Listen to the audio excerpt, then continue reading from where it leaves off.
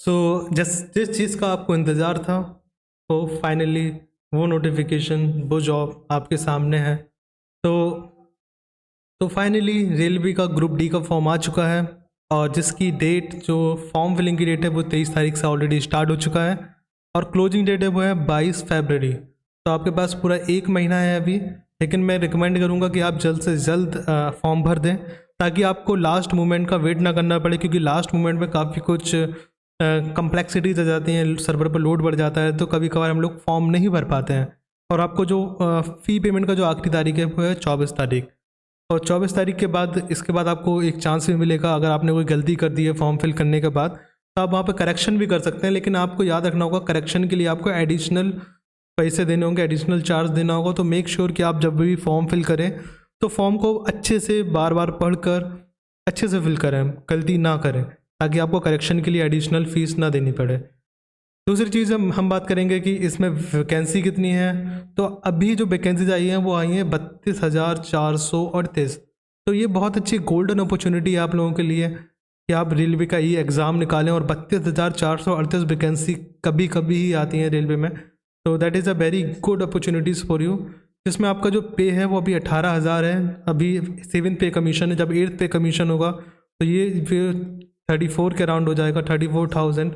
उसके बाद आपका TAD लगेगा, तो आप मान के चलिए 40-45 हज़ार सैलरी आसानी से हो जाएगी। तो पे बढ़ेगा, अभी भी पे अगर 18,000 बेसिक पे है तो आपका 30,000 सैलरी रहती है। तो लेकिन अभी पे बढ़ने वाला है तो आपको इसमें फ़ायदा होगा। और आपकी जो एज है वो अगर 1 जनवरी 2025 को अगर आपकी एज 18 साल से 36 साल तक है तो आप इसके लिए टोटली एलिजिबल हैं। ओके, वैसे यूजली क्या होता है कि हमें 18 से 33 तक का हमें टाइम मिलता है, लेकिन यहाँ पे 3 साल एक्स्ट्रा दे रखे हैं रिलैक्सेशन, क्योंकि कोविड-19 बीच में आया था तो इसलिए उन्होंने 3 साल एक्स्ट्रा रिलैक्सेशन दे रखा है। तो अगर हम बात करें, अगर आप OBC से हैं, OBC या फिर जनरल से हैं, तो पहले जनरल की बात करते हैं। अगर आप जनरल की बात करते हैं तो अगर आप जनरल में आपका अगर एज अगर आप 1981 1989 के बाद आपकी डेट ऑफ बर्थ है और 2007 के पहले है तो आप फॉर्म भर सकते हैं। कोई भी कैटेगरी हो उसमें अगर 2007 के बाद अगर आप बॉर्न हुए हो तो आप फॉर्म के लिए एलिजिबल नहीं हैं। और एलिजिबिलिटी के लिए जो बेसिक क्वालिफिकेशन है वो है क्लास 10th। अगर आप क्लास 10th पास हैं तो आप बेसिक फॉर्म भर सकते हैं, सिर्फ क्लास 10 चाहिए। तो क्लास 10th तो आपके पास हो गई। और अगर आप OBC और नॉन क्रीमी लेयर्स हैं तो आप 1986 के बाद पैदा होने चाहिए। अगर आपकी डेट ऑफ बर्थ 1986 के पहले की है तो आप फॉर्म नहीं भर सकते। फॉर SC/ST आप 1984 के बाद बॉर्न होने चाहिए। अगर 1984 के पहले आप अगर बॉर्न हुए हैं तो आप फॉर्म नहीं भर सकते। तो मेक श्योर कि आपकी जो डेट ऑफ बर्थ है वो सही हो। और ज़्यादातर लोग इस रेंज में तो मुझे लगता है कि ज़्यादातर सारे ही लोग आ जाएंगे, ठीक है। तो अगर हम फॉर्म की फ़ीस की बात करें तो जनरल, OBC और EWS के लिए 500 रुपये फ़ीस है। SC/ST PH और EBC के लिए ये 250 है। और जितनी भी फीमेल्स हैं, सारी कैटेगरीज़ के फीमेल्स के लिए ये 250 है। तो फीस तो ये हो गई है। इसके बाद हम बात करते हैं एग्ज़ाम का पैटर्न। एग्ज़ाम के पैटर्न के साथ साथ हम लोग एग्ज़ाम की स्ट्रैटेजी की बात करेंगे कि किस तरीके से हम इस एग्ज़ाम को निकाल सकते हैं। मैं आपको वो तरीका बताऊंगा जिससे आप आसानी से एग्ज़ाम निकाल सकते हैं। और ये बहुत ज़रूरी है कि आप पहले एग्ज़ाम के पैटर्न को समझें और उसको किस तरीके से तैयार करना है इसको भी समझें।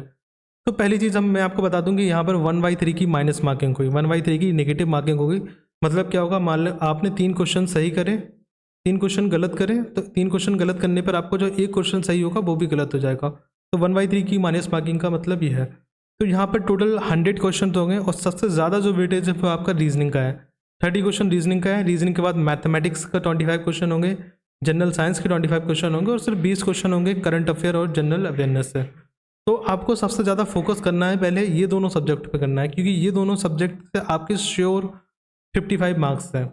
और ये दोनों सब्जेक्ट ऐसे हैं कि अगर आपने इन दोनों को अच्छा कर लिया तो आप 55 में से 55 भी सही कर सकते हैं। तो मैं आपको कहूँगा कि पहले इन दोनों सब्जेक्ट को बहुत अच्छा कर लीजिए, फिर जनरल साइंस को कैसे करना है वो भी हम आगे बात करेंगे, और लास्ट में करंट अफेयर। तो मैथमेटिक्स का इसका आप स्क्रीनशॉट ले लीजिए। मैथमेटिक्स में जितनी भी सारे सब्जेक्ट हैं उनकी मैंने एक लिस्ट बना दी है, और ये सारे टॉपिक्स हैं जो आपके एग्ज़ाम में पूछे जाएंगे और ये आपके नोटिफिकेशन में दे रखा है। तो आप इसका स्क्रीनशॉट ले लीजिए, और स्क्रीनशॉट लेने के बाद आपको प्रिपरेशन की जो स्ट्रैटेजी है वो क्या रहेगी कि मैथमेटिक्स आपको तैयार करना है तो आप लिखिए नंबर सिस्टम, यूट्यूब पे सर्च कीजिए नंबर सिस्टम 1 शॉट। और वहाँ पर बहुत सारी वीडियोज़ आ जाएंगी, तो आप देखिए कि 6-7 घंटे की कोई वीडियो हो वन शॉट नंबर सिस्टम के बारे में, उसको अच्छे से कर लीजिए, उसके नोट्स बनाइए। फिर उसके बाद board mass one shot, decimal one shot, ऐसे करते करते आपको सारे टॉपिक्स के वन शॉट देखने हैं और उनके नोट्स बनाने हैं। नोट्स क्यों बनाने हैं? क्योंकि मेंशुरेशन आप पढ़ेंगे, उसमें फॉर्मूलाज होंगे और फॉर्मूलाज आप याद नहीं रख पाएंगे, तो बेहतर है कि आप उसके नोट्स बनाएं। जैसे ट्रिग्नोमेट्रीज के फॉर्मूला भूल जाते हैं लोग, तो उसके आप नोट्स बनाएं। स्टैटिक्स के फॉर्मूला भूल जाते हैं, इसके आप नोट्स बनाएं। तो सबके नोट्स बनाएंगे तो आपको बार बार वीडियोस देखने की ज़रूरत नहीं होगी। और जब एक बार आप नोट्स बना लें, उसके बाद दूसरी चीज़ क्या करेंगे आप रीजनिंग तैयार करेंगे। रीजनिंग में भी आपको वही करना है, सारे वीडियोज़ के वन शॉट देख लेना है, 2-2 3-3 घंटे के, डेली 2-2 वन शॉट निपटा दो और अच्छे से उसके नोट्स बना लो।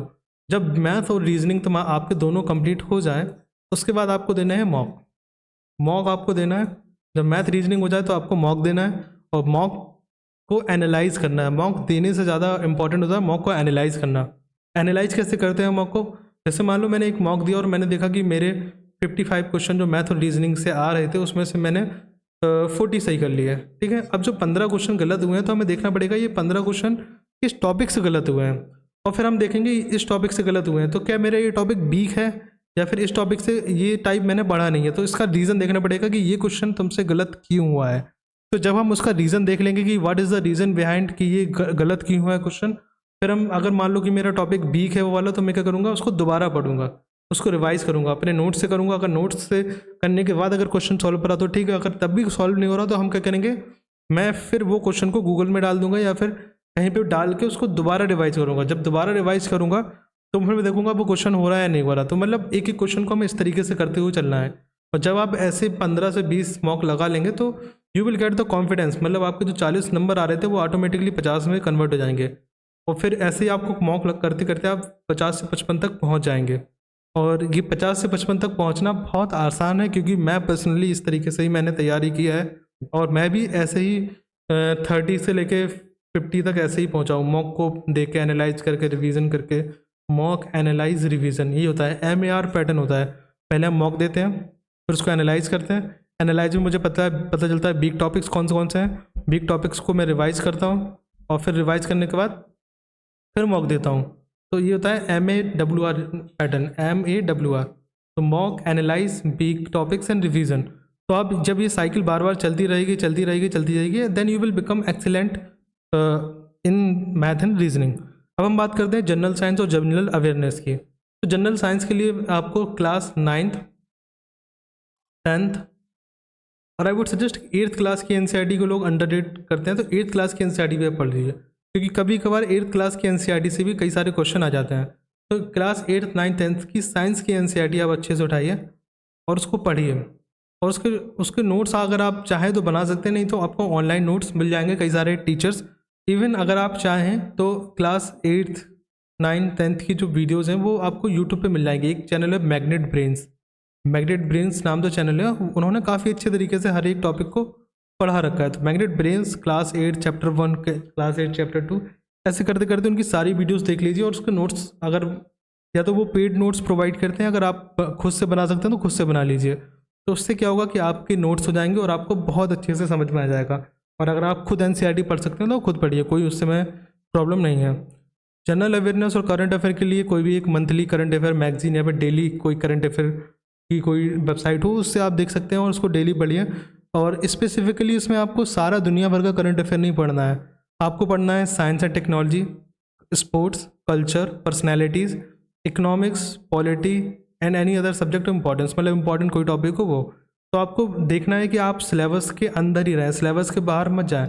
जो सिलेबस में मेंशन है वो टॉपिक अच्छे से करें, ठीक है। तो इस तरीके से क्या होगा, आप कम टाइम में ज़्यादा आउटपुट ले पाएंगे। अदरवाइज़ क्या होगा कि आप टाइम बहुत ज़्यादा दे देंगे और आउटपुट आपको कम मिलेगा। लेकिन आप सिलेबस में जो टॉपिक है आप उस पर स्टिक रहेंगे और उसी के अकॉर्डिंग तैयारी करेंगे, तो आप कम टाइम में, मतलब कम इनपुट में ज़्यादा आउटपुट ले सकते हैं, ठीक है। तो that is the whole strategy. और अगर आपको कोई स्ट्रैटेजी में कोई चीज़ समझ में नहीं आ रही हो, या फिर कोई आपको बुक चाहिए हो, या फिर कुछ भी चाहिए हो, तो आप नीचे कमेंट कीजिए, I will definitely provide that. और maybe I will make some one shot video जो आपके जनरल साइंस से रिलेटेड है, तो वन शॉट वीडियो मैं बनाऊंगा, तो उसमें आपकी काफ़ी हेल्प हो जाएगी। तो अब बात करते हैं, जब आप पेपर निकाल लेंगे, जब 100 मार्क्स का पेपर है उसको आप क्लियर कर लेंगे, उसको क्लियर करने के बाद आपका होगा PET। PET क्या होता है, फिजिकल इफिशियंसी टेस्ट। तो पीईटी जो होगा फिजिकल एफिशिएंसी टेस्ट, वो मेल कैंडिडेट और फीमेल कैंडिडेट के लिए अलग अलग होगा। तो मेल का क्या क्राइटेरिया है, मेल को क्या करना है, 35 किलोग्राम का वेट को लिफ्ट करना है और उसको लेकर 2 मिनट के अंदर अंदर 100 मीटर चलना है। फीमेल को क्या करना है, फीमेल को 20 किलोग्राम का वेट लेना है और उन्हें भी 2 मिनट के अंदर 100 मीटर चलना होगा उस वेट को लेकर। लेकिन अगर रनिंग की बात करें तो रनिंग में 1 किलोमीटर मेल को दौड़ना है, वो भी सिर्फ 4 मिनट 15 सेकंड में। फीमेल को यहाँ पर थोड़ा ज़्यादा टाइम मिलेगा, 5 मिनट 40 सेकंड, लेकिन डिस्टेंस सेम ही होगा, 1 किलोमीटर की रनिंग करनी है। तो अगर आपकी रनिंग या लिफ्टिंग में कोई प्रॉब्लम है या तो अभी से प्रैक्टिस स्टार्ट कर दीजिए एंड धीरे धीरे you will become better in it. अब हम बात करते हैं वैकेंसीज़ की। तो वैकेंसीज इस बार बहुत ज़्यादा है और ये बहुत अच्छी गोल्डन अपॉर्चुनिटी है आपके लिए। अगर हम बात करें वेस्टर्न रेलवे मुंबई में, तो वेस्टर्न रेलवे मुंबई में टोटल वैकेंसी 4672 है। आप देख सकते हैं, पॉज करके पढ़ सकते हैं किस में कितनी कौन सी इसकी वैकेंसीज़ हैं। और अगर हम बात करें जयपुर में, तो जयपुर में देखिए 1433 वैकेंसीज़ हैं। वहीं हम बात करें अगर हम हुबली की, तो हुबली में भी 503 वैकेंसीज़ हैं। न्यू दिल्ली में भी बहुत ज़्यादा वैकेंसीज आई हैं इस बार, 4785 वैकेंसीज़ हैं टोटल। उसके अलावा सारे सेक्शन में वैकेंसीज हैं, ट्रेड में, पॉइंट असिस्टेंट, वर्कशॉप। तो अब आप देख लीजिए आपका कौन सा ट्रेड है, कैसा क्या है, कौन से डिपार्टमेंट में आप जाना चाहते हैं।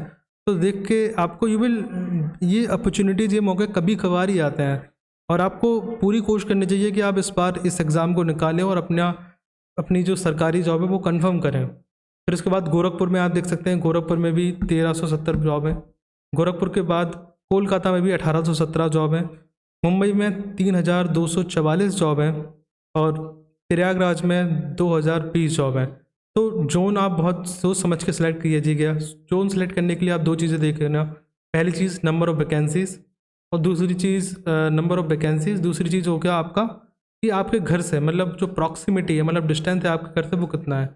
अगर आपके घर के पास कोई स्टेशन है तो आप वो चूज़ कर सकते हैं, या फिर नंबर ऑफ़ वैकेंसी, जहाँ पे ज़्यादा वैकेंसी आप वो चूज़ कर सकते हैं। तो 2 फैक्टर होते हैं, आपको जिसको प्रायोरिटी देनी है उसके अकॉर्डिंग आप चूज़ कर लेना। उसके अलावा कोलकाता में देखा तो कोलकाता में भी 1044 वैकेंसीज़ हैं। तो वैकेंसीज इस बार बहुत ज़्यादा हैं। आप अच्छे से पढ़ाई कीजिए और आपको कोई भी चीज़ पूछनी हो तो नीचे कमेंट कीजिए। I will definitely provide the book. अगर आपको बुक चाहिए हो PDF में तो मैं बुक प्रोवाइड कर दूँगा। So that's all for the video. So thank you so much for watching the video. और अगर वीडियो पसंद आई then subscribe my YouTube channel and like it, and definitely this YouTube channel will give you value, मतलब आपको बहुत सारी values दी जाएगी यहाँ पर और ऐसी चीज़ें बताई जाएंगी that will make your life better. तो don't worry about anything else and keep doing the hard work. Thank you so much.